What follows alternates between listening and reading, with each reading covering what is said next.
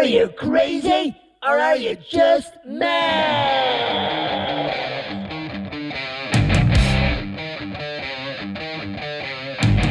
Hello, hello, hello, hello! And welcome to the Mad Musicians Against Depression podcast, where we discuss the latest news, research, and hot topics surrounding mental health.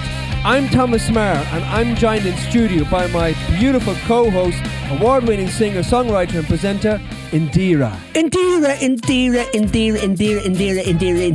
Welcome back, Indiraa. Oh, hi there, Tommy. It's good to be back, little Tommy. It's great to be black, isn't it? Yes, Yeah. little Tommy Tucker, silly little. Fucker. But Is you're not that what black, we you're just- brown. Yeah, it depends on what time of the year. I can be Bondil at We can times. stick you out around the barbecue. You'll be black as well, won't you? Yes, I will. Yeah. You got a bit of sniffles, haven't you? Yeah, I got this stupid lung infection and all sorts, but there you again. There you again, yeah.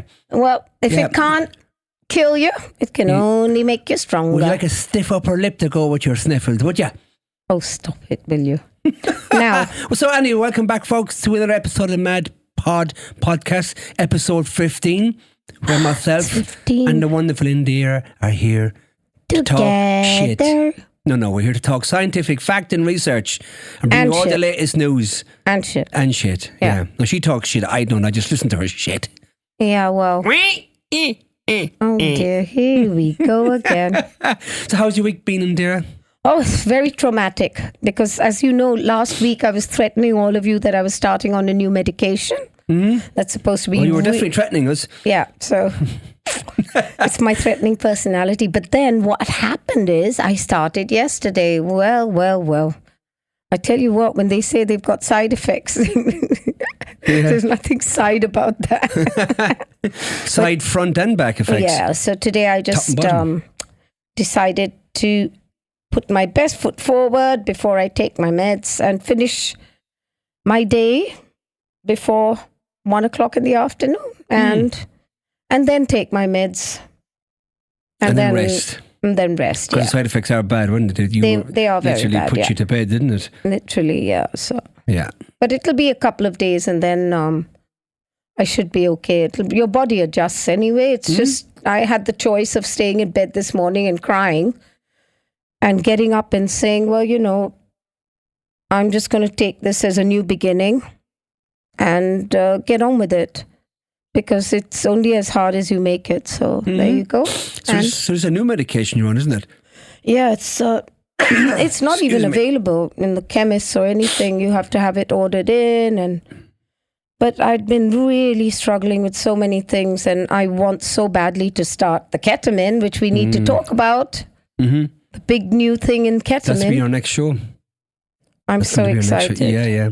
We've got some breaking news on the ketamine, so we have. But we'll Yeah. keep that under wraps until next show. Yeah, we will. Yes. So anyway, so you're on a new medication. By the way, folks, this is the anti-drinking medication. So Indiraa is on her third round of Trials of trials of which medication one for worked. drink. The first had very few side effects, but it was not really working very well. The second one, the side effects were crazy. And I, instead of sticking with it, I started avoiding them. And then the minute I avoided them, I was not having any effect from them. And it was a fear. It was a negative, it's like approach, avoid conflict. There was a side of me that knew I should take it. And the avoid conflict was the fact that it was making me so sick. And instead of fighting that bit and just biting on the bullet and doing it, I turned away. And now the result is I have to take something even stronger. But I'm, you know me, always the fighter. Yeah. And like you said, short-term pain for long-term Gain. gain. That's it. And then, and you've made a kind of a commitment to yourself to be the best version of yourself, and you give yourself a goal. Absolutely. I've always seen things like this said and done. And I mean, but it's like a lot of things you hear all the time, but do you actually put them into practice or do you just think, oh, here we go again? So I had a few days of everyone sort of telling me my friends all telling me exactly what a lovely person I am and why do you need to drink, because you know how lovely you are. We care for you. And in your head, you're thinking, please just go away, go away, go away, leave me alone. Mm. And it gets worse and worse and worse. The more they tell you, the more you feel like taking that bottle and smacking it on their heads, you know. Yeah, yes. You're not in the frame of mind to listen to that at the moment. Yep. No, but I'm good. That's good that you're more positive about that anyway. You know, you're setting yourself a really good, realistic, tangible target of, you know, making yourself a better version of yourself and working on that. It is true because, and you know, it's very difficult because every time you start something and you commit yourself to something and then the world takes over, people arrive, this happens, that happens, you have to go here, you have to go there. And life keeps chucking these things at you without you being ready for what's happening, and you'd like 10 days of nothing to happen, and you'd be surprised in some people's life, and I mean me, I don't get 10 days. I mean, 3 days ago, on Sunday, most tragic thing happened. Tom knows, my horse died. And, you know, I was trying to explain there's a certain connection when you ride a horse, and that is the connection between the trust between the animal and you. And that was the first horse I learnt on. So there's a trust there and a love that develops that no one can quite understand. And during the pandemic, I spent a lot of time with my horses. And then I had the break when someone else was going to look after them. And I felt a lot of guilt the day Chand died that I hadn't given enough time. But I realized I didn't really have the mindset to give anything time, let alone myself. Well, exactly. First and foremost, you've got to look after yourself. If you're not there yourself, how can you give it to somebody else? It can't be done. And Tom takes the rest of all my time anyway, so you know. That's it, yeah. Yeah, I have to cook for him, and oh God, it's never ending. Yes, we get the show done because it's almost lunchtime, yeah? Let's just do it. On that note. So today, on today's articles, we have 4 lovely latest research stories on mental health, and we got one UFO, which we'll read to you at the end, of course. So starting us today, Indiraa, you're going to start with, if you're on these medications, the heat wave could hit you harder. And my one is, Stanford study identifies 6 depression biotypes for depression. And then, where are you? 6 common, which you got 6 common pitfalls that make it... Yeah. 6 common pitfalls that make major depressive disorder worse. Right? No, that's mine. That's not... So you're in the wrong order. But here we go. 4 signs your body is telling you it's time to take a break. That's yours, isn't it? That's mine. Yeah, there we go. We got it in the end. And then we got a UFO story, and it's new UFO film states that deep state Illuminati are using holographic tech to create a false alien invasion. I always knew the Illuminati were involved in this whole thing. I just want to know where you get these articles from. Some of them are, most of them are bonkers. I'm good. I'm just really good. I searched the skies high and low for these. Oh, good one. So the Illuminati are behind this. They're illuminating the skies. Oh, that's cute. Yeah, okay. You got your article there, have you? Yeah, let's take it do away. This. Okay, if you're on these medications, the heat wave could hit you harder. Now, in the midway through June, and we have what can be described an utterly miserable month for weather. That was June. Now, here in the UK, in fact, Paramore of Taylor Swift, who's supporting her on her trip, said that summer is missing from the tour and from the UK. Well, gosh, UK weather, you're embarrassing us in front of Taylor Swift. How could you do that? How terrible. I know. Anyway, thankfully, it looks like summer's finally coming our way. And the heat wave predicted for this week and next week, and I've changed the article here, while it's finally time to break out into your sunnies and sandals, if you want to check your medicine cabinet, medications can make you overheat. Oh dear. Medications that may cause you overheating. According to the Mental Health Foundation, 1 adult in 8 receives mental health treatment. I'm 1 in 8, my lucky number. With 10.4 of those receiving medication and 3% receiving psychological therapy. The overlap within the statistics is due to 1.3 of those receiving treatment receiving both medication and psychotherapy. Mental health medications fall under a number of different categories, including serotonin, reuptake inhibitors, that's one, and tricyclic antidepressants, antipsychotic drugs, and beta blockers, which are often used for anxiety and heart conditions. All these medications can cause heat intolerance. Additionally, blood pressure medications can cause heat intolerance too, according to the Centers of Disease and Control. Certain combinations of medications can cause a combined use of angiotensin converting enzymes. You can do this, Indiraa. Enzymes, ACE inhibitors, or an angiotensin receptor blocker. Oh my goodness. Lovely. With a diuretic and significantly increases the risk from heat exposure. How to prevent the treat heat intolerance. 1. Avoid direct sunlight. The sun tends to be the hottest and brightest between the times of 11 and 3. 2nd, use an air conditioner or a fan during the summer months. 3. Drinking plenty of fluids to avoid dehydration. Wearing light-colored, loose-fitting clothes. Avoid alcohol in hot weather. In my case, in all weather. Take a cool bath or a swimming pool. Swim in the pool. Wrap a towel soaked in cold water around your back and neck. Avoid strenuous activities during hot weather in warm rooms. So, is that it? So basically, the moral of that story is some of them prescribed antidepressant medication can obviously increase heart rate, increase metabolism. So these are the main things to remember. Yeah, heats up the body a lot more because you got to be careful in the heat wave. Well, I can relate to that because when I had my first major bout of major depression, I was later prescribed antidepressant called lofpramine.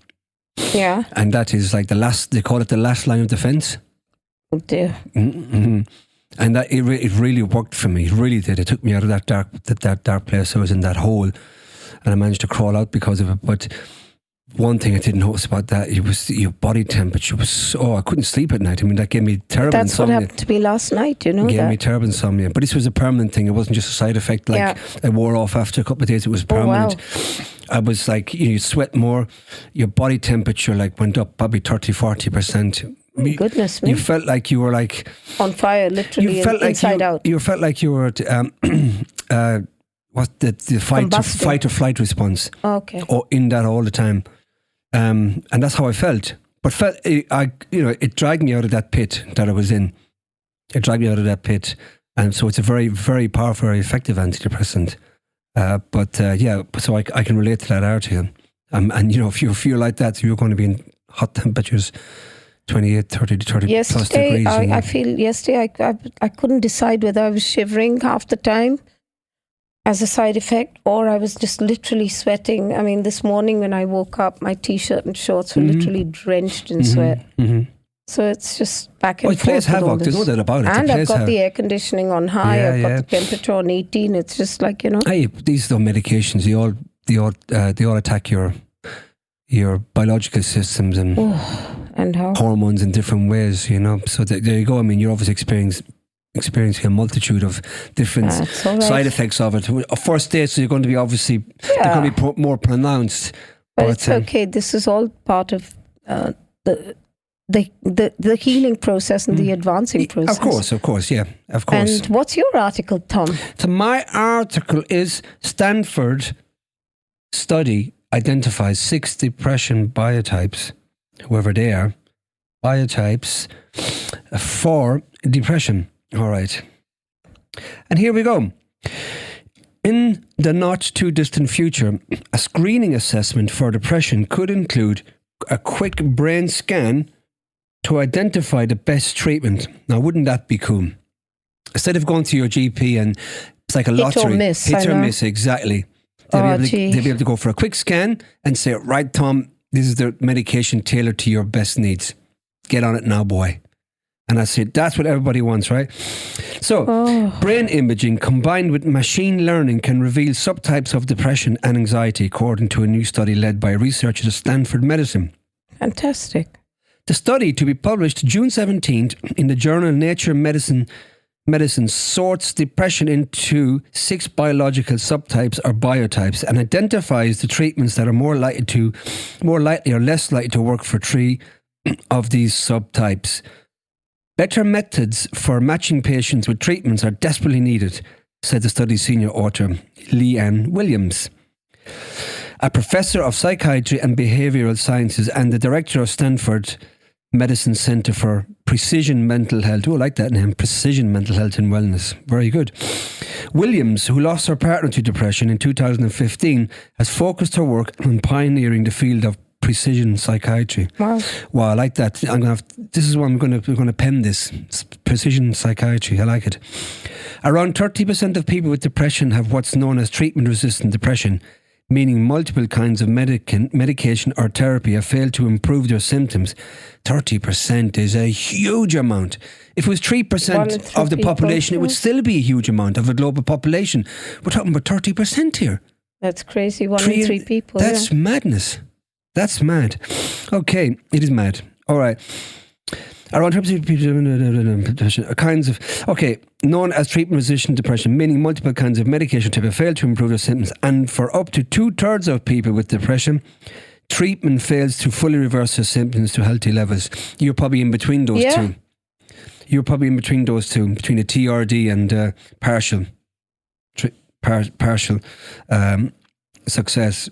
That's in part because there's no good way to know which antidepressant or type of therapy could help a given patient. Medications are prescribed through a trial and error method, so it can take months or years to land on a drug that works, if it even ever happens at all. Wow. And spending so long trying treatment after treatment only to experience no relief can worsen depression symptoms and, of course, ultimately suicide in a lot of people. Biotypes predict treatment response. To better understand the biology underlying depression and anxiety, Williams and her colleagues assessed 801 study participants who were previously diagnosed with depression or anxiety using the imaging technology known as functional MRI or fMRI to measure brain activity. Wow, I'm so excited about this. It's a very, very, very good development, isn't it? They scanned the volunteers' brains at rest and when they were engaged in different tasks designed to test their cognitive and emotional functioning. The scientists narrowed in on regions of the brain and the connections between them that were already known to play a role in depression. Using a machine learning approach known as cluster analysis to group the patient's brain images, they identified 6 distinct patterns of activity in the brain regions they studied. The scientists also randomly assigned 250 of the study participants to receive one of 3 commonly used antidepressants or behavioral talk therapy. Patients with one subtype, which is characterized by overactivity in cognitive regions of the brain, experienced the best response to the antidepressant venlafaxine, commonly known as Effexor. Were you on that one? That's the one I'm on at the moment. Is that the one you're on at the moment? Yep. Okay. Right. That's very interesting because you're on that, but you haven't had the scan, so you know. And you know, obviously, you're not getting great benefit from that at the moment. So, okay, it's very interesting. Those with another subtype whose brains at rest had higher levels of activity among 3 regions associated with depression and problem solving had better alleviation of symptoms with behavioral talk therapy. And those with a 3rd subtype who had lower levels of activity at rest in the brain circuit that controls attention were less likely to see improvement of their symptoms with talk therapy than those with other biotypes. The biotypes and their response to behavioral therapy make sense based on what they know about these regions of the brain, said June Ma, MAD, PhD, and Beth and PhD, the Beth and George Vutex Professor of Medicine at the University of Illinois, Chicago, and one of the authors of the study. The type of therapy used in their trial teaches patients skills to better address daily problems, so the high levels of activity in these brain regions may allow patients with that biotype to more readily adapt to new skills. As for those with lower activity in the region associated with attention and engagement, Maher said it's possible that pharmaceutical treatment to first address that lower activity could help those patients gain more from talk therapy. To our knowledge, this is the first time we've been able to demonstrate that depression can be explained by different disruptions to the function of the brain, Williams said. In essence, it's a demonstration of a personalised medicine approach for mental health based on objective measurements of brain function. Oh, of course, there you go. It's a perfect example of no glove fits all. In another recent published study, Williams and her team showed that using fMRI brain imaging improves their ability to identify individuals likely to respond to antidepressant treatment. In that study, the scientists focused on a subtype they called cognitive biotype of depression, which affects more than a quarter of those with depression and is less likely to respond to standard antidepressants. By identifying those with the cognitive biotype using fMRI, the researchers accurately predicted the likelihood of remission in 63% of patients compared with 30% accuracy without using brain imaging. That improved accuracy means that providers may be more likely to get the treatment right the first time. The scientists are now studying novel treatments for this biotype with the hope of finding more options for those who don't respond to standard antidepressants. The different biotypes also correlate with differences in symptoms and task performance among the trial participants. Those with overactive cognitive regions of the brain, for example, had higher levels of anhedonia, inability to feel pleasure, than those with other biotypes. They also performed worse on executive function tasks. Those with the subtype that responded best to talk therapy also made errors on executive function tasks but performed well on cognitive tasks. One of the six biotypes uncovered in the study showed no noticeable brain activity differences in the imaged regions from the activity of people without depression. Williams believes they likely haven't explored the full range of brain biology underlying this disorder. Their study focused on regions known to be involved in depression and anxiety, but there could be other types of dysfunction in this biotype that their imaging didn't capture. Williams and her teams are expanding the imaging study to include more participants. She also wants to test more kinds of treatments in all biotypes, including medicines that haven't traditionally been used for depression. Her colleague Laura Hack, MD, an assistant professor of psychiatry and behavioural sciences, has begun using the imaging technique in her clinical practice at Stanford Medicine through an experimental protocol. The team also wants to establish easier-to-follow standards for the method so that other practicing psychiatrists can begin implementing it. To really move the field toward precision psychiatry, we need to identify treatments most likely to be effective for patients and get them on the treatment as soon as possible. That is really, really, really interesting article. See, another huge step in the field of psychiatry and mental health. Yeah. Honestly, I mean, imagine the number of trial and errors I must have been through for the last 20-something years on different drugs. I've come to venlafaxine, but venlafaxine, I'm on 150, which is a high dose. And to be honest with you, it's taken the edge off my depression. I don't think it's cured it. I would agree with that. That's what it's done, yeah. No, you're far from not at all cured. And all it's done is take the extreme cases of results of depression out and left me sort of 60% in there. I think depression. Yeah, I think what it's done is just left you, it's moved you to a place where you don't have suicidal ideations, I think. Yeah, that's the difference between when I'm on and off antidepressants. Yeah, it is, and that's what it's doing for you, which in itself is a great thing. On the flip side, it's not addressing the fact that something is not right because I've turned to other things which I never did in my life. You're self-medicating with alcohol. Yeah. Which I've never, if you had told me at 55 that I would take a drink in my life, I'd have laughed. Yeah. Particularly you of all people, because you've been an athlete all your life, looked after you so well. But like we said earlier in the show, I believe in you and I know you're going to turn your life around, and I really truly believe that you're going to be the best version of yourself than you have been for a long, long time in your life. I know. I'm exercising very regularly, but I have lost a lot of my muscle. I've become I've become not lean muscle. I've just become thin. There's a difference. Yeah. And it's not the strength I used to have, but you have to be mentally strong to be physically strong to be mentally strong. You have to work on both, because when you've got physical problems, as you know, as I know, if you don't get them addressed, they eventually lead to mental health issues. Don't I know? Yeah. And then one becomes another, and it just becomes a vicious circle. Yep. So you have to address everything in life, whether it's physical or mental. You've got to get them solved. Got to tackle the problems. On that note, so I've got a song before we go. I've got a song to play, and it's called I Saw the Light by Todd Rundgren. You know? Todd Rundgren? Runt. He's not a runt or a grenlem. He's Todd Rundgren. You don't have your headphones, you're not going to hear this. So I'm going to play it anyway. So here we go, folks. It's a song called I Saw the Light by Todd, whatever his bloody second name is. Enjoy. I saw the light. Not that one.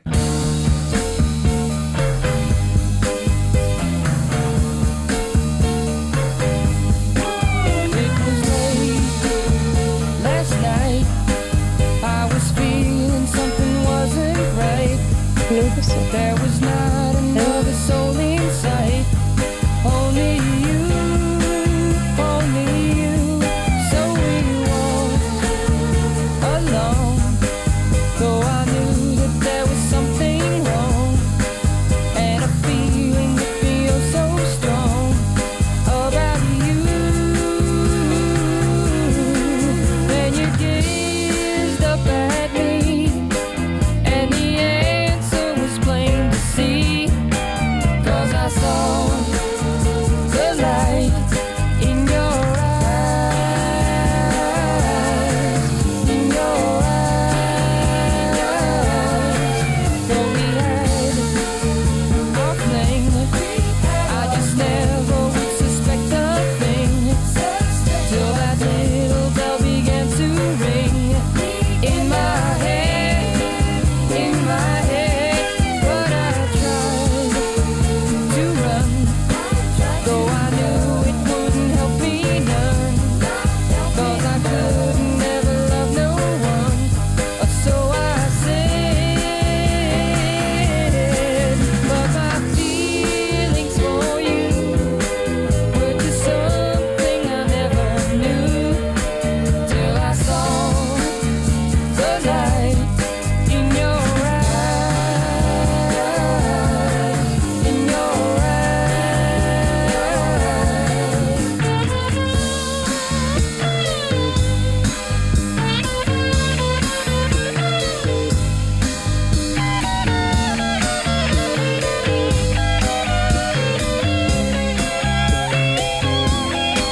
But I love you best. It's not something that I say in jest, 'cause you're different though from all the rest. In my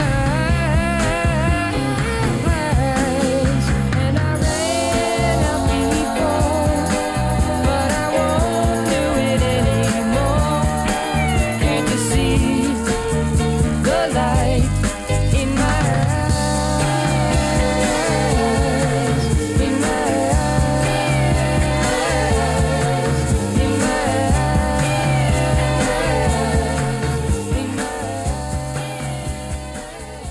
Oh, that's a like try. And I know you didn't have your headphones on, but you know the song, right? I know the song. You know it well.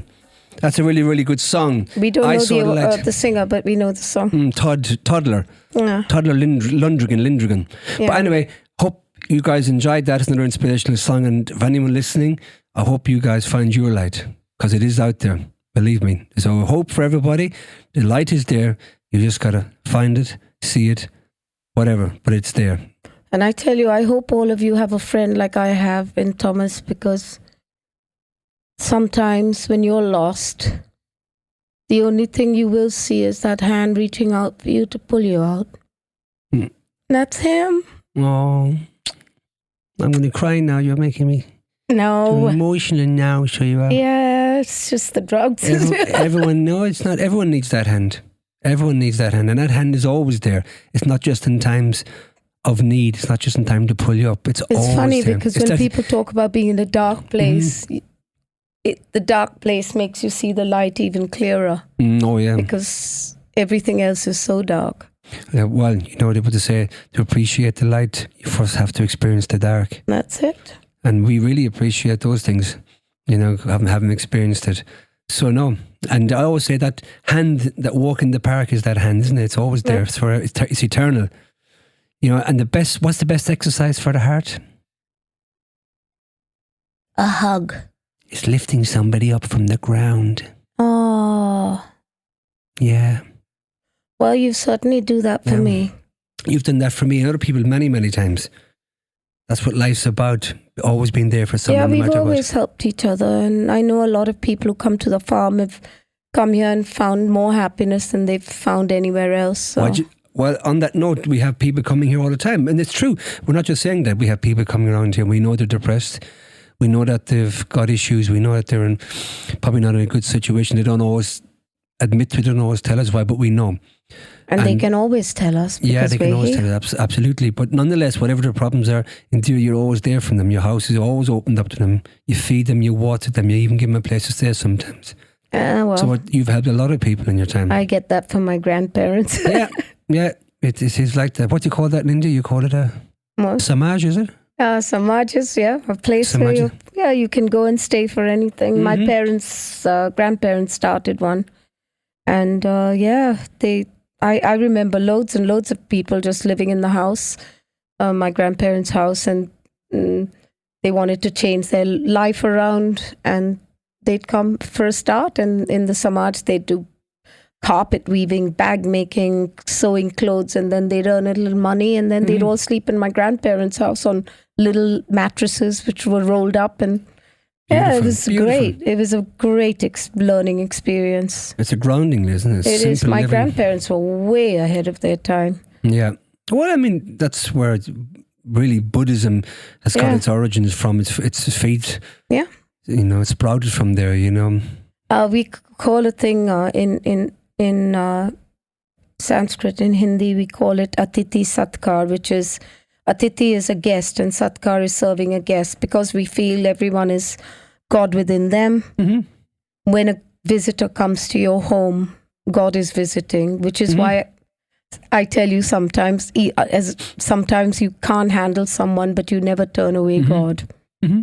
Which is why I always have an open home and open heart to God. Yeah. Of course. Of course, sometimes you want to throttle them, but then you still accept that they have a home in your heart. You've got to let them in. Yeah. Well, you've always done that. Yeah. Good. So next week you're going to play one of your songs. So you can pick the song we're going to play next week, one of your own, however you want to contextualize it. But it's going to be one of your upbeat ones, one is going to be one more resonating. You can decide which one, and then we'll decide, and you can supply us next week. So talking about our bodies and our minds. So your next article, Indiraa, is... Yep.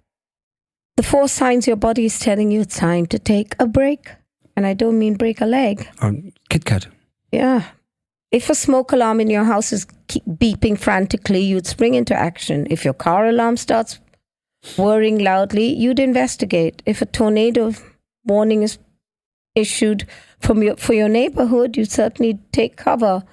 Well, we're not so fast. Experts agree to react to the alarm bells ringing in our own bodies, letting us know we need to slow down. The problem is we become conditioned early on to stop listening to our bodies, says Jennifer King, the assistant professor of applied social sciences and assistant director of the Center of Trauma and Adversity at Case Western Reserve University in Cleveland.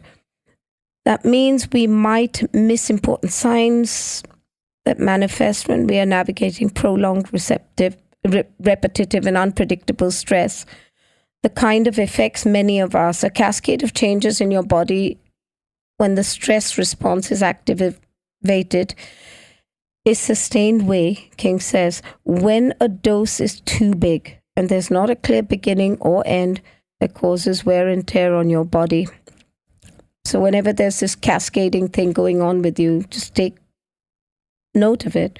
That's why it's essential to pay close attention to changes in how we relate to others, what we're experiencing physically, how we're coping mentally and emotionally, how to open the feedback from the people around us. We asked experts to explain and look and listen for plus what happens if we ignore what we find and instead of addressing it. So please, if you find changes in your body, look out for these things. You'll notice emotional changes. If you haven't taken a break and need one, you might notice you feel gloomier than usual and experiencing increased anxiety. Your mood can absolutely be affected. Dr. Gerada Mazel, a physician in New York, Hudson Valley, who works at the Patient Advocate and helps people navigate their healthcare system, your thoughts might start circling and whirling around on a repeat in a loop.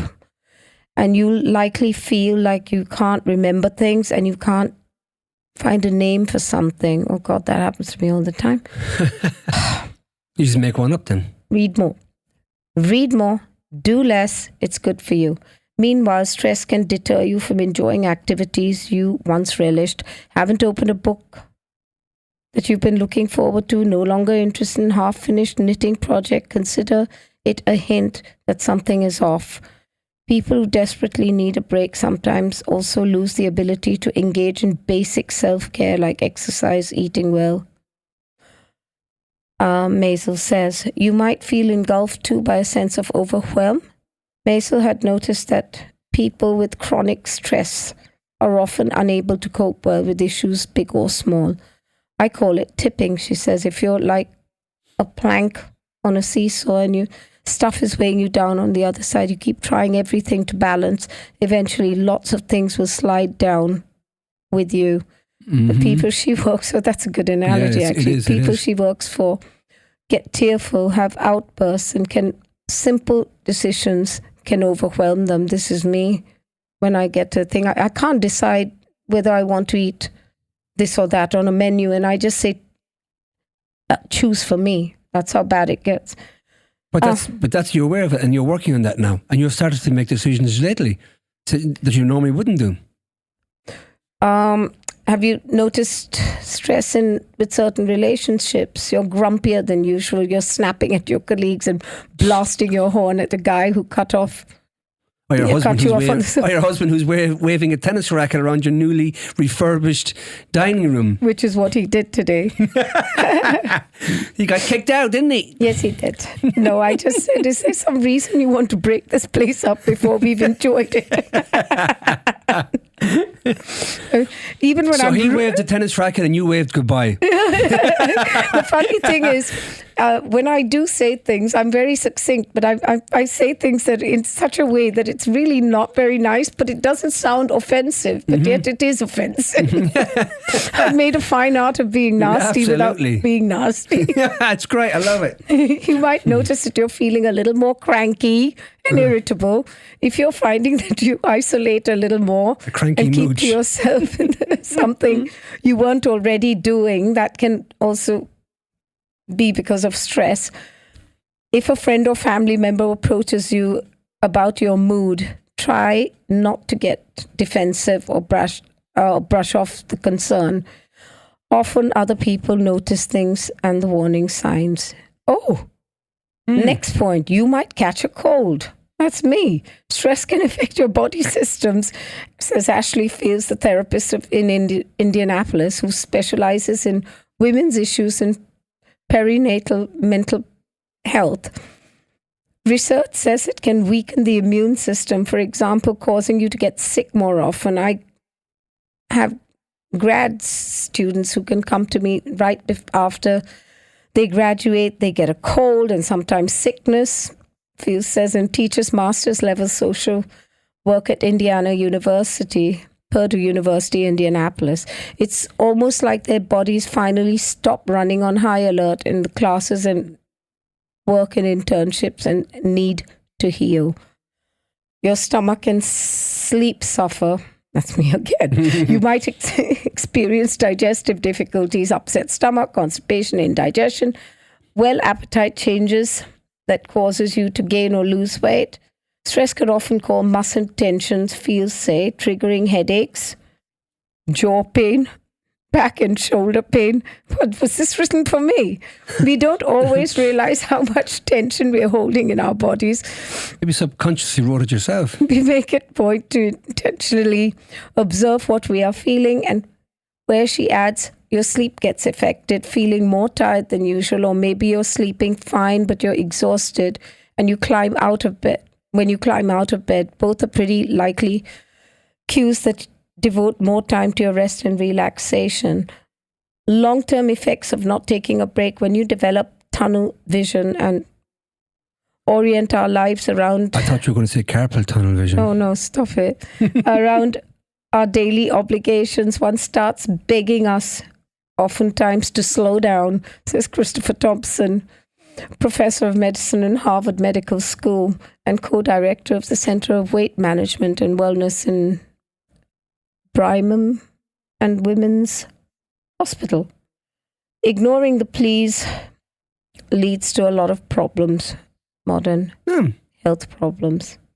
So how to get rest, and why threat of flight mode.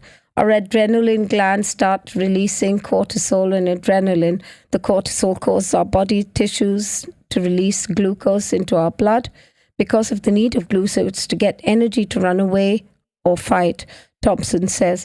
Meanwhile, your insulin production will decrease and your blood vessels will tighten, which is, oh God, this is so frightening. So which is okay for one short-term event like an emergency situation when you need to defend yourself. But when we experience it for weeks and months or even years without relief, we don't recover from the cortisol spikes. That must happen in most pubs around here every night of the week. Imagine. It becomes the norm. Yeah, especially after an England game. Yeah, it clearly really hurting our health. Yeah, but the England game is if you want good mental health, don't watch it then. Although you puts you to sleep, doesn't it? It does, absolutely. It's fantastic. Yeah. I recommend watching it reruns every night a week. Well, if you had watched, was it Brussels and Ukraine yesterday? Belgium. Belgium and Ukraine, it was only the last 5 minutes that you could wake up. It was quite bad. A lot of games have been like that. Have been terrible. Terrible. Chronic stress is associated with high blood pressure, heart disease, and type 2 diabetes, arthritis. Another potential effect is weight gain because of cortisol can increase blood sugar and impact your body's insulin level. This is my sister. And it can lead to belly fat as well as weight gain. It can also break down muscle tissue, which lowers your metabolism, makes your sense of chronically elevated cortisol levels are causing a lot of problems, including obesity, increased weight, hypertension, insulin resistance, and diabetes. Wow. Thompson says exactly how long it takes for lingering stress to exact this toll will vary from person to person. The problem is how long it takes to recognize that we're in that period of stress. Sounds like my sister's problem, doesn't it? Mm-hmm. It does. I mean, yeah. Oh, the break doesn't have to be a vacation. Make it a point to check yourself every few days, every day, about how you're feeling and what you need. Fields advises 30 seconds will suffice. The important thing is to make it a part of your routine. It's a pulse on how you're doing, she says, and you collect information on how meaningful long lifestyle changes. If you realize your body is pushing you toward a break, don't let the idea create even more stress. You don't necessarily need to take a week off or submit to a sabbatical. Claiming just a few minutes of downtime throughout the day can make all the difference. Absolutely. Shut your phone off for 5 minutes, shut your mouth. Draw in an adult coloring book or call someone you love. She likes to do a quick intentional breathing exercise. Breathe in for 3 or 5 counts, then exhale. I do that actually. Yeah, so it's a breath work. We went through it last week's article, remember? Yep. Same thing.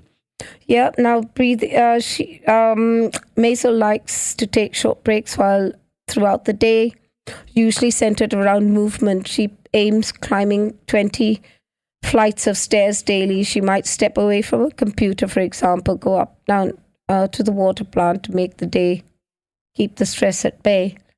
Instead of saving up that big dose of calm and relaxation, think about how you can strategically and intentionally pepper breaks throughout your day. King says when you wake up and you're heading to school or work, or you're in transition, what are the things you could be doing that'll allow your spikes to come down? Whatever it is, she says, it needs to be something you find pleasure or fun. King, that means squeezing in a one-song dance parties throughout the day. She pops up in her office and starts bouncing and shaking. I'm not sure she about that. Sounds a little bit a lunatic to me. Body to metabolize some of what you've been taking in. Yeah, so we just jump around for a bit. We're soothing or energizing, offering ourselves whatever it might be to make us come back to our baseline and to feel ready for whatever's coming next. My husband goes and hits from the baseline. That seems to work. That's fantastic. Well, an interesting article, folks, and that will be included in the show notes. A link to read it all for yourselves and go back over with that. And then you can bop around the room after that. Yeah, just get yourself a tennis racket as well, okay? Come to Willow Farm. To the newly refurbished living room. Indiraa welcomes all, don't forget. Yeah, but bring your tennis racket and bash the chandeliers. Yeah. But you better have a helmet as well, because you get bashed back, I think. Yeah. Yeah, she's got a baseball bat. Yeah. So I've got one final article of the mental health ones. This is: these 5 pitfalls might be making your depression worse. Blaming yourself for having depression can make life with the condition much harder. Here's what to do instead to help yourself feel better. Okay. Yeah, well, it will make you feel better. It's just showing me a picture. All right. If you have major depressive disorder, not taking care of your body's needs makes you more likely to fall off track in your recovery. But there are a few subtle things you may be doing that can actually work against your efforts to follow your management and treatment plan, and inadvertently make MDD, major depression symptoms, worse. Here, mental health professionals who treat people with MDD share the common pitfalls they see most often that make life with MDD harder. Plus, they offer strategies for avoiding or overcoming these obstacles. Number 1, not taking care of your body. This is very interesting because we were talking about this already. It's an interesting article. Not taking care of your body. Fatigue and lack of energy are common symptoms of MDD. Several self-care strategies could help, he adds. If you're having trouble making self-care a regular part of your routine, be sure to reach out to your mental health provider who can help you make a plan that's manageable for you. I'm not sure that all GPs are very good for making health plans, if I'm being totally honest with you. You better have to go to a good personal trainer or a health therapist. Or beautician for that matter. Number 2, judging yourself for how you're feeling. It's not uncommon for people with MDD to be hard on themselves for how depression affects them and their ability to function. But judging yourself for having depression or struggling with symptoms can make life with the condition even harder. It might help to reflect on any self-critical thoughts you're having and reframe them in a more helpful way, such as, I have to, I should be feeling better, I have to start exercising, I want to, I plan to, I want to feel better, I plan to start exercising. Okay. Number 3, isolating yourself from loved ones. Social withdrawal often occurs with MDD. Social interaction with loved ones has beneficial effects on the brain. When we spend time with loved ones and friends, our posterior pituitary gland releases stored oxytocin, says Dr. Khan. This oxytocin in turn supports the secretion of serotonin, which is a neurotransmitter primarily responsible for regulating behavior and mood.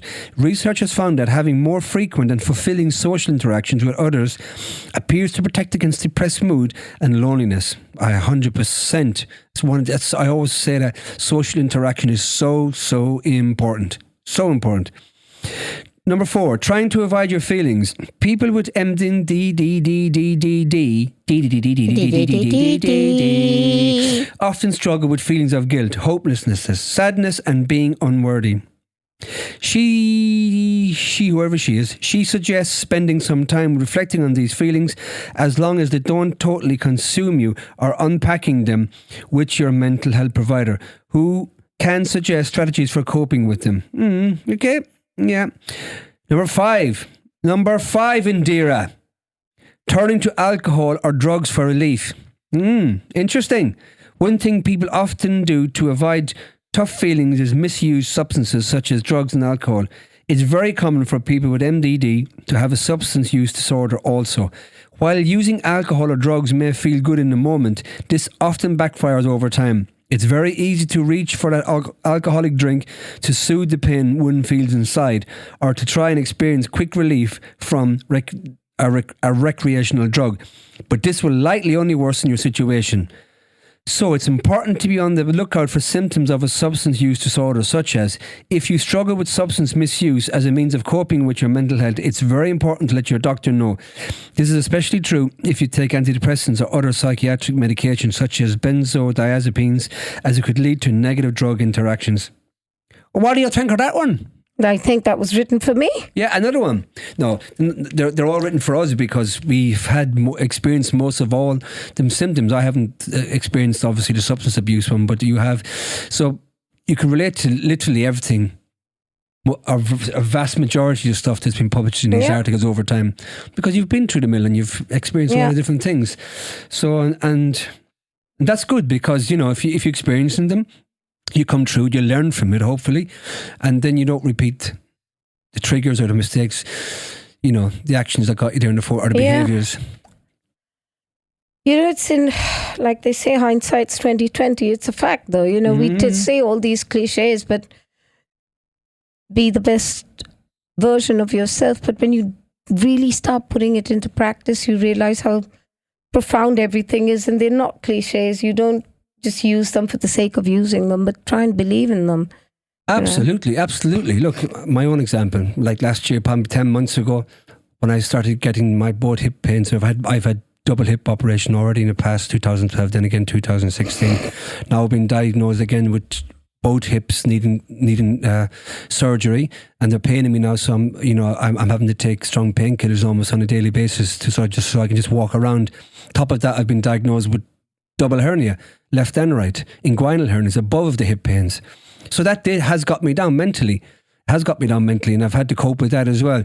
But I set myself a goal and target. First of all, I treat the symptoms best I can by taking painkillers to dull the pain, so that, you know, it's not affecting me mentally and physically as much as it would otherwise do. And, you know, any mental anguish I'm having because of that, I'm obviously working on that with various different things as well. So I've got to keep everything at base level as much as possible, not let it bloat, because if you do, then obviously you can end up in a really bad place. So, but one way I've offset that is by setting myself a target of a checklist of getting everything done ASAP, seeing the doctors, arranging appointments, following it up if I'm not getting replies, making sure I'm on that 100%. Yeah. Because, you know, I've been doing that since last year, and I've had a few missed appointments, cancelled appointments, I should say. And obviously that set me back a bit, you know, because I want to get these things done. But making sure you're 100% on the case of getting yourself sorted. And the way to do that is obviously to prioritise that and do a checklist of things and follow it up all the time. And that has been my goal, to get everything sorted one by one. And then at the end of that, I know I'm going to be in a much better place. Yeah. And again, like I said to you earlier, it's about that target of being a better version of myself again at the end of that, because I'm not a great version of myself at the moment, because I've got all these physical problems going on, which have obviously caused me mental anguish as well. So I know that I can be a much better version of myself, and I know by doing what I'm doing, tackling these issues and prioritising it with the checklist I have, I know I'm going to do that. I know I'm going to be that person. But also bear in mind that when you're waiting for all these things to happen, everybody out there, sometimes it is a long waiting game. If you have options, take them, because sometimes you can wait too long and then it's wear and tear on your mental health and your physical health. So if you do have options that are easier, take them. Of course we have options, yeah. I mean, I could get some of this done privately, but I'm getting through. I've started with the NHS. I went through the whole thing, and now it's going to be on record with the NHS. And I'm very close. I've got the appointment on the 4th of July, which is going to be voting day. And hopefully that doesn't get cancelled again. I'll be able to then, they'll set me aside for surgery. Yeah. So, it's been worth me sitting it out and getting there because, it doesn't always work out that way, but I'm going to get one hip done, the next hip done, then obviously the inguinal the hernia is done as well. So yeah. But do they do that at the same time? No, or? you can't get it done. I mean, it's possible you could do, but you'd have to obviously call in different people. I mean, a hip surgeon wouldn't do an inguinal, wouldn't hurt, and then you need different people in the clinic has to be set up for that. But surgery. if you had the option to do it privately and they did that, would that happen? Yeah, they'd obviously bring in. They'd have to set up a clinic that way. I mean, a surgery that way. It can be done, but it's not normal. It's not normal procedure. Because I already spoke to the doctor about that when I had this the hernias diagnosed. Can be done, but they'd probably only do it in extreme cases, only if they had to be done as a matter of emergency. So anyway, that's it. That's my advice to you. Don't leave anything. Don't let anything linger. Deal with it as soon as possible. Bring it up with your GP. Make the appointments, and if they're not coming through, follow it up. Make it a priority in your life. Because if you do that, the risk of you falling into a depressive state because of it obviously is a lot lower than if you let things. Which is why I'm having a root canal next week, and then carpal tunnel surgery. Yeah, so deal with your problem. Then you're dealing with it. You're dealing with it, and you have to deal with everything in life. Don't let it slip because it could be a catastrophe. Yeah, it can lead to a lot worse things. Okay, so now it's alien time. So we've got a.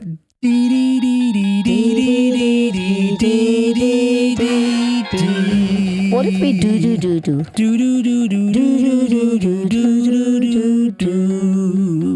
That sounds good. We do have an issue here. We do.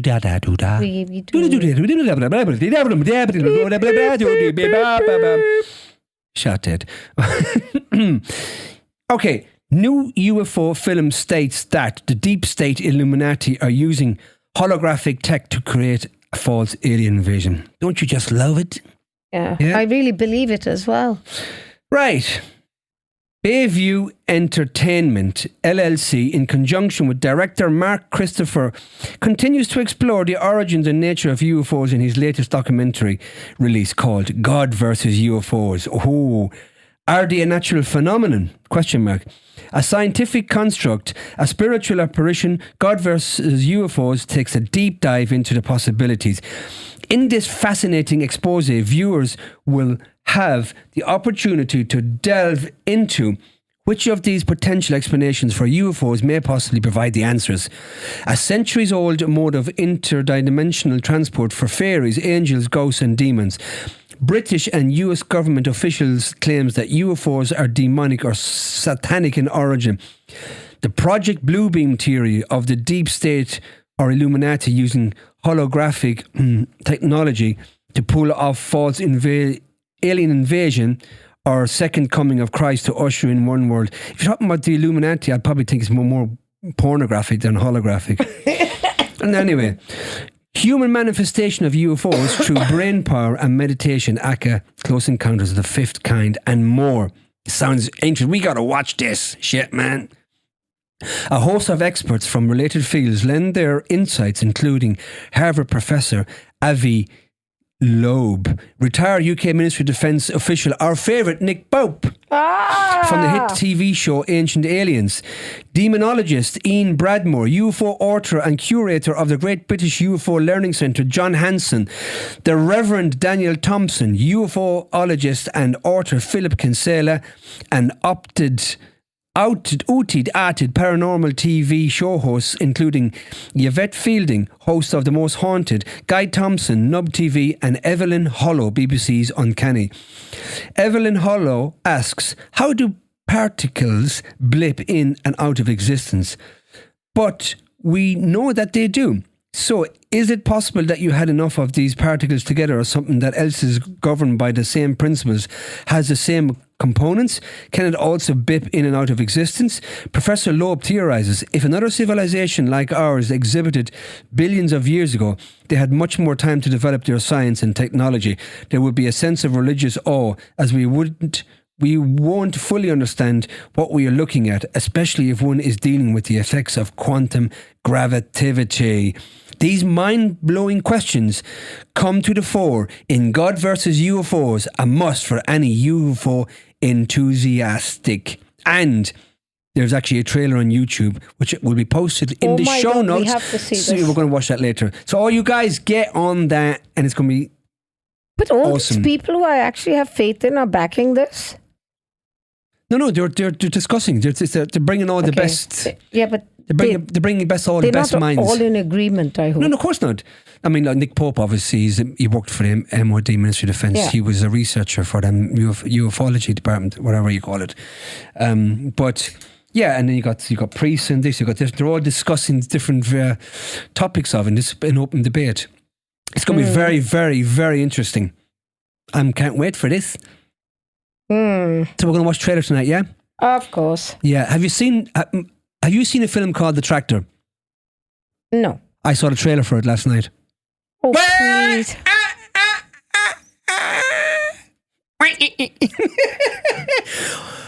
Dear, until next time. Until next time. Bye-bye. Bye, my boo.